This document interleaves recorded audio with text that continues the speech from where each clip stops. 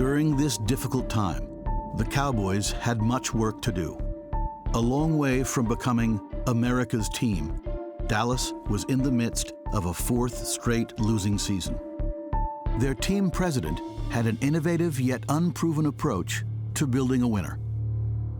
Tex Schramm was working at CBS in 1960 when the Winter Olympics were in Squaw Valley.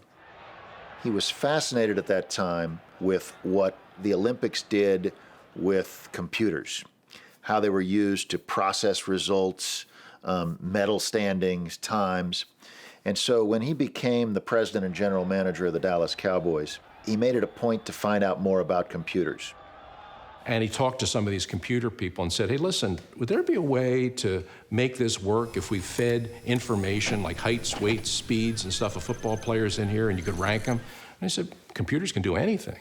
So Tex, when he took over the Cowboys, said, I think I have an idea here. Saying one player is quick as a cat or somebody else is big as a house, those things were replaced by specific measurables. And this was sort of the very first instance of sophisticated math involved in coming up with the best players to draft. In the modern draft, teams have far more information, but far less time for selections. The Kansas City Chiefs are now on the clock. Clubs are given 10 minutes to make their picks in the first round and even less time in the later rounds.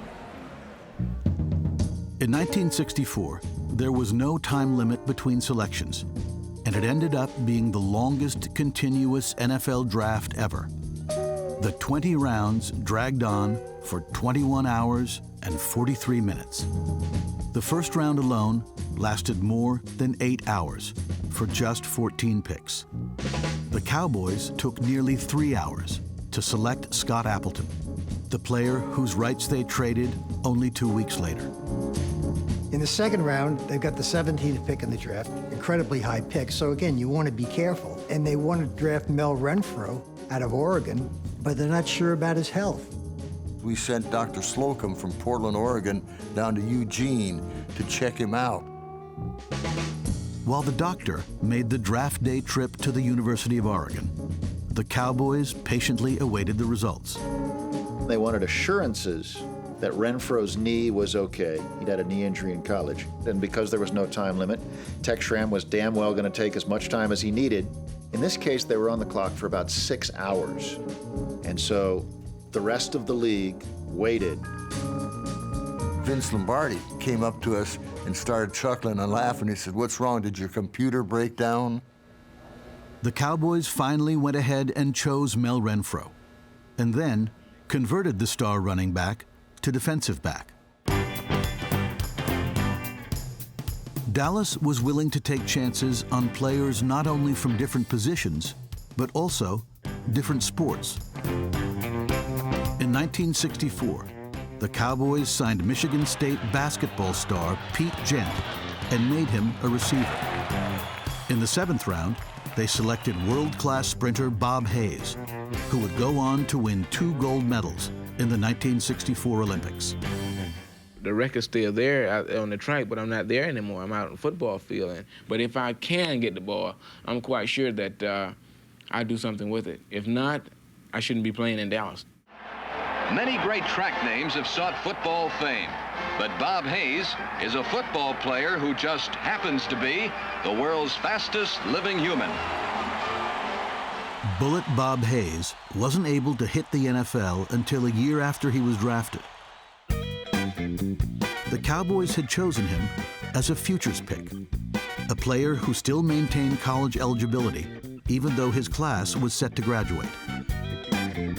The futures rule existed for a long time, but it really became more prominent and more utilized in the 60s. When the NFL and the AFL were warring for players, futures were drafted a lot because it was one league's opportunity to get one step ahead of the other league. You had large numbers of guys being taken, usually not very high in the draft because many of them stayed in school and played their senior year before they turned pro. But in the 64 draft, there was 76 future picks made out of the 280 picks in the draft. That year, in addition to Hayes, the Cowboys used futures picks on Tulsa quarterback Jerry Rome, along with a player whose 10th round selection was almost an afterthought. It was about 3 o'clock in the morning. We drafted continually. We drafted right through the night. And everybody had left from our group except Tex and myself. And the room was virtually empty, but the only thing around was a lot of empty coffee cups. 8 quarterbacks had already been selected by the time Dallas decided on the Heisman Trophy winner from Navy. If Tex Schramm doesn't draft Roger Staubach, it's not like the 49ers were going to take him in the next round. He probably doesn't get drafted at all. He's probably a free agent. He knew Staubach had a 5-year commitment in the Navy, but he also knew at that point you're throwing darts, and so it seemed like a good flyer to take. They knew they were going to have to wait 5 years. To get him acclimated to what they were doing, they would send him tape. They would send him a playbook that he could actually study, and they would also send him footballs. You know, I remember getting a letter from him, and he was in Da Nang, and I had to send him like 24 footballs, and he said a mortar shell hit the tent 15 yards away from where we were staying and blew up all the footballs, so I need some more footballs. Each year he got 2 weeks leave, but instead of going home, he came to training camp and worked out with us, which we kind of thought was admirable. I always felt sorry for myself in training camp because I always hated training camp, you know, but I really felt sorry for Roger because he would fly all the way in from Vietnam or wherever he was stationed, and he'd practice and he'd go through the two-a-days, and then he'd go back to his duties. Staubach didn't get to play in a real game for Dallas until 1969, 5 years after he was drafted.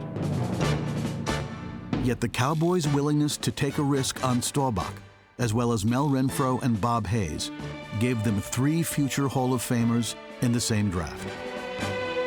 I often look at the 1964 draft as the time that the Dallas Cowboys really kind of told you what they were and what they were going to be. They were a team that thought outside the box before the rest of the league even knew there was a box. They took a running back, knew they'd make him a defensive back. They took a track man, felt he could become a wide receiver. They took a basketball player, feeling like they could make him into a wide receiver. And they drafted a Navy officer because they knew at one time he could become a great quarterback. When a lot of other teams were locked into one way of thinking and one way of doing things, the Dallas Cowboys sent a message that they dared to be different.